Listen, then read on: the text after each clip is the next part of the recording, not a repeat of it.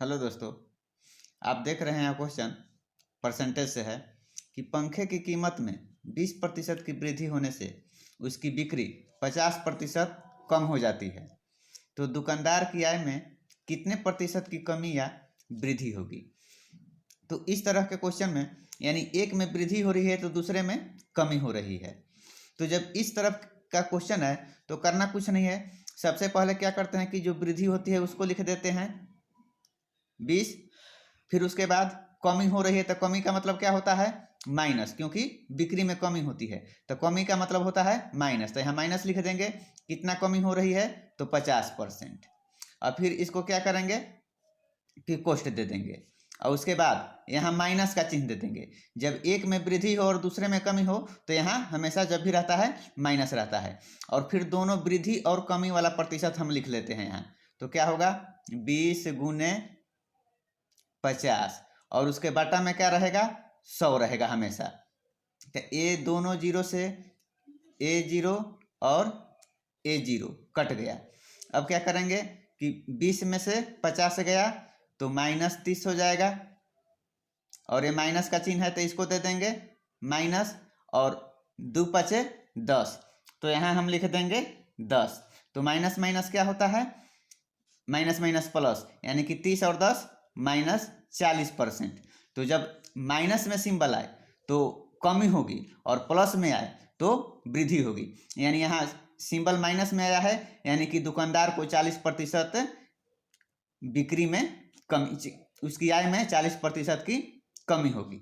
यानी कि इस माइनस और प्लस से कोई लेना देना नहीं है, आंसर आपका हो जाएगा 40% उसकी आय में, यानी दुकानदार की आय में 40% की कमी हो गई।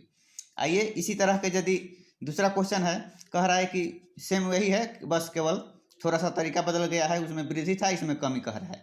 यदि पंखे की कीमत में 20% की कमी होती है, यदि पंखे की कीमत में 20% की कमी होती है तो उसकी बिक्री 50% बढ़ जाती है।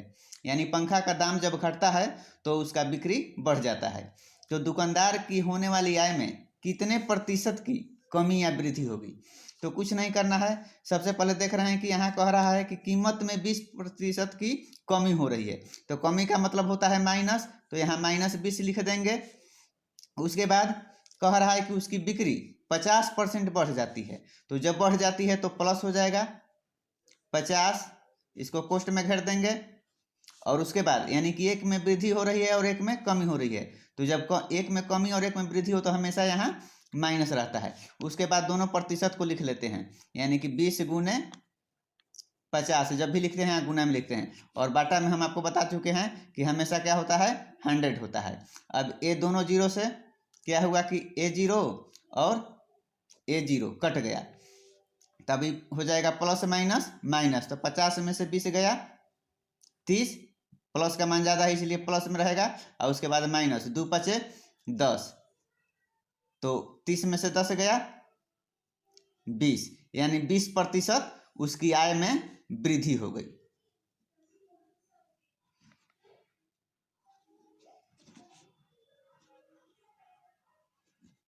बीस प्रतिशत उसकी आय में वृद्धि हो गई।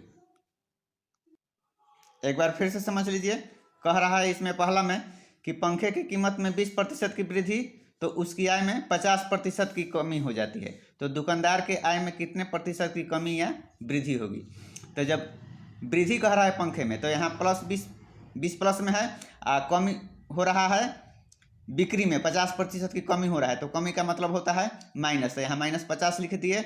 और उसके बाद जब एक वृद्धि हो और एक कमी हो तो यहाँ पर क्या होगा सिंबल माइनस होगा।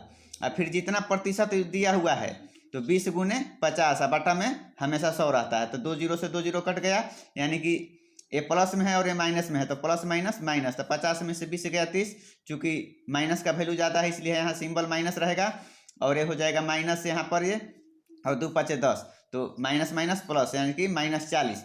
तो जब यहाँ आंसर माइनस में आए तो कमी होगी, यानी कि 40% की आय में उसकी कमी होगी।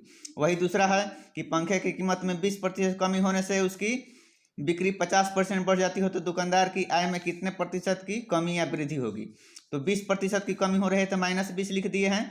उसके बाद 50% की वृद्धि हो रही है तो +50, दोनों को कोष्ट दे दिए। उसके बाद यहाँ एक में वृद्धि हो रही है और एक में कमी हो रही है, तो इसलिए यहाँ सिंबल हो गया माइनस का। तो दोनों का प्रतिशत लिखे, यानी कि 20 गुने 50 बटा में 100, तो 2 जीरो से 2 जीरो कट गया, यानी कि प्लस माइनस माइनस, तो 50 में से 20 गया 30, और ये माइनस का सिंबल माइनस दे दिए, 2 5 10, यानी कि 30 में से गया 10, तो 20% वृद्धि। तो दोस्तों ये आपको वीडियो कैसा लगा, अपना विचार हमें जरूर दें। यदि वीडियो पसंद आया हो तो लाइक कमेंट शेयर करना ना भूलें। फिर मिलेंगे एक नए चैप्टर में अगले दिन, तब तक के लिए धन्यवाद। जय हिंद।